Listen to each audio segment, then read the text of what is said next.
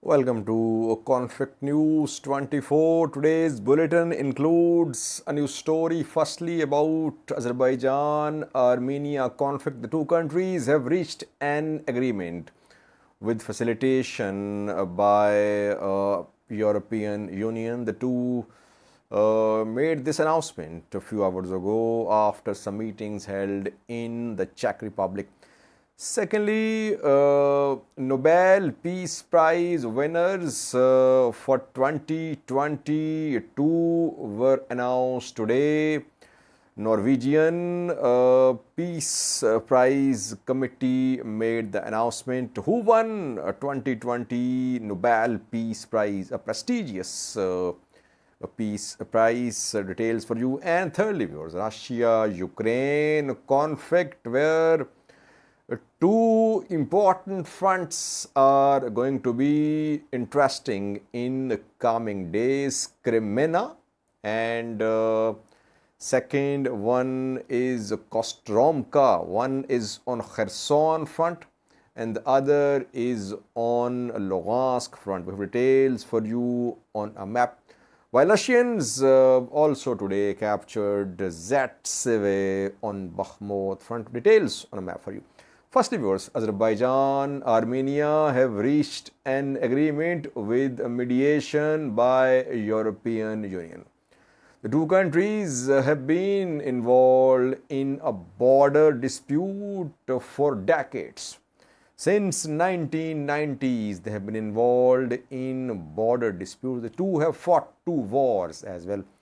And in border clashes last month, 200 soldiers on both sides were killed. In 2020, they fought a 44-day long war as well. Traditionally, it was Russia which was mediating between Azerbaijan and Armenia. It was CSTO, Russia-led organization, which had influence in this region and which especially Russia brokered ceasefire in 2020 conflict. But now European Union is stepping in, US is stepping in, and Azerbaijan, Armenia and Turkey were invited to an EU Council meeting held in the Czech Republic and in Prague on Thursday. On Wednesday, some meetings were held with participation of Armenian Prime Minister Nikol Pashinyan, Azerbaijani President Ilham Aliyev, Turkish President Erdogan, French President Emmanuel Macron and EU President. And after these meetings, an agreement has been reached. EU will delineate Azerbaijan-Armenia border. So later this month, EU will send a civilian mission. The mission will visit the border areas, and in 2 months, the mission will demarcate border. Both countries have agreed to the deployment of this civilian mission of EU for border demarcation, officially announced by EU, confirmed by Azerbaijan and Armenia. So it's a very positive development, progress made, because more than 200 were killed last month and some civilians too. Their main dispute is regarding border areas, Nagorno-Karabakh and border areas. So EU is stepping in. Can EU succeed? Can EU's border demarcation will be accepted by the two countries? That remains to be seen. At least border situation will remain calm. It is expected to remain calm after the deployment of EU's civilian mission, because the mission will visit the border areas, it will be in the border areas. So that is why it is expected that in coming weeks there could be relative calm on Azerbaijan-Armenia border. Secondly, viewers, Nobel Peace Prize winner for 2022 has been announced. A prestigious Peace Prize, and this year's winner is firstly a Belarusian human rights activist, and secondly two NGOs, one from Russia and the other one from Ukraine. Alice Bialiatski is a human rights activist based in Belarus. Belarus has been under tight rule of Lukashenko for more than 2 decades. And Alice Bialiatski has been working for human rights in Belarus. Since July last year, Alice Bialiatski has been in prison.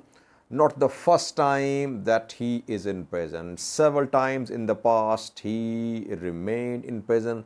He was charged with sedition as well. And he spoke against human rights abuses by Alexander Lukashenko's government. Lukashenko is Russia's ally. Putin, Lukashenko are allies, and Russia used Belarusian soil in February and March when Russia invaded Ukraine.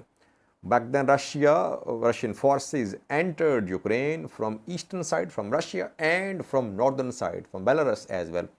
Russian forces were conducting military drills there, and from there they entered Ukraine and they tried to encircle Ukraine capital Kiev, but the offensive did not succeed, and then Russians retreated back into Belarus.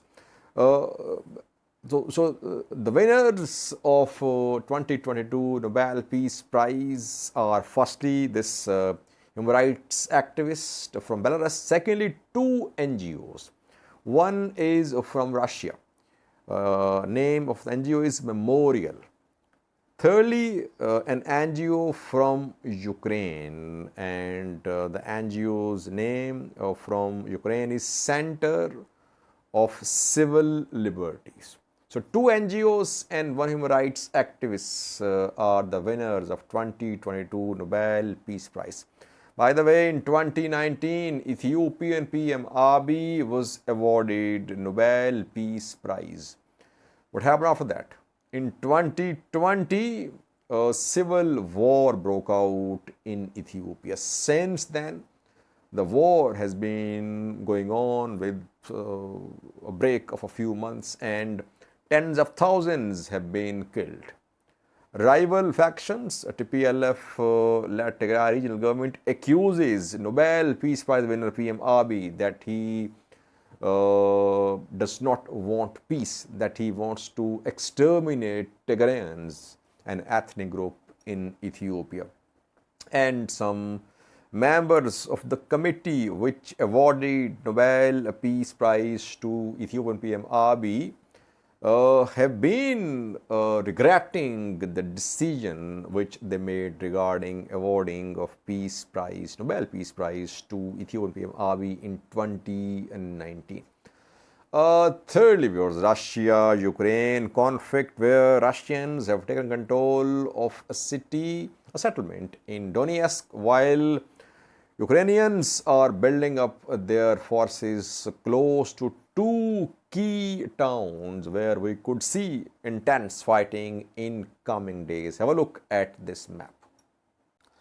Firstly, after days of fighting, Russians have taken full control of a settlement in Donetsk Oblast. Let me show you Zatseve on this map, which is on Bakhmut front. Bakhmut still not under full Russian control. Russians entered Bakhmut from eastern side, but still entire city is under Russian control. And to the south of Bakhmut, Russians have been trying to move towards, they were trying to cut off this road, and they took control of Kudima, I think around 3 to 4 weeks ago. Then their advance was checked here, and they were trying to take control of Zatseve. Reportedly, they have captured Zatseve here, and they have taken Vasila Dolina as well on this front. Now they are in a position to cut off this road, southern road leading to Bakhmut. Eastern already under their control, but western and northern supplies to Bakhmut city, to Ukraine in Bakhmut city, have not been cut off by Russians. They are under Ukrainian control. So Bakhmut is not in imminent danger of fall to Russians, but Russians trying to take control of Bakhmut for months. And so far, still Russians in just eastern part of Bakhmut. Now they have captured Zatseve and Kudima, taken around 3 weeks ago. Now, two important fronts which are going to be busy fronts, active fronts in coming days, and large build-ups of Ukrainian forces are being reported on these two fronts. Firstly, you can see here Kreminna. Kreminna is in Luhansk. This is Donetsk-Luhansk border, northern Donetsk, taken by Ukrainian forces in recent weeks. Liman, we did several videos on Liman, under Ukrainian control, and from Liman, they're trying to reach Kreminna. And to the west of Kreminna, here, reportedly thousands of Ukrainian soldiers have been seen. They are making preparations to make a move on Kreminna. Kreminna is being shelled by Ukrainian forces, and they could try to cut off this road because they have captured these places, Nevsky, Makivka. I think I reported 2 days ago that Ukrainian forces entered Lugansk and they captured these places. And they were trying to move towards this road to cut off supplies to Kreminna from northern side. Now, reportedly from western side and from here, they'll try to lay partial siege to Kreminna. From northern and western sides, they'll try to put Kreminna under partial siege. And if Kreminna falls, then pressure will be exerted upon two main cities of Luhansk, Severodonetsk and Lysychansk, taken by Russians a few months ago after weeks of fighting. Now the two cities could be in danger in coming days. So first front to which would be interesting in coming days is Kreminna in Lugansk. Second front where we're going to see intense fighting in coming days, which is a key front, is southern Ukraine, where we know that David Bird was taken by Ukrainian forces just 2 to 3 days ago. But still the road, this main road, one of main Russian supply lines, is not cut off.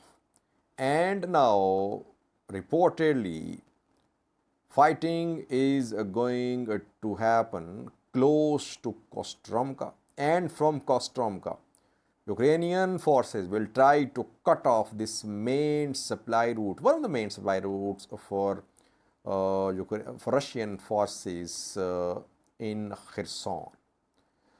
And before that, we know that Ukrainian forces, they captured some places along this river, Dnipro river.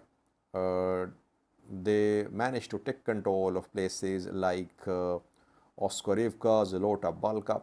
But toward David Bird, they advanced from Vysokopelia, Arkhangelsk, Valaika, Alexandrivka, David Bird, taken by Ukrainians. But now they want to cut off this road, and that is why in coming days we're going to see heavy clashes and fighting close to Kostromka.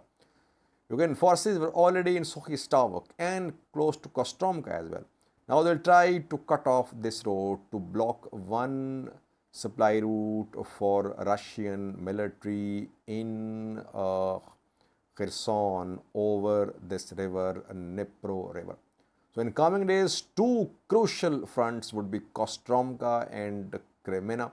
Meanwhile, today, in the last 24 hours, Zaporizhia was put under heavy airstrikes and drone strikes by Russian forces.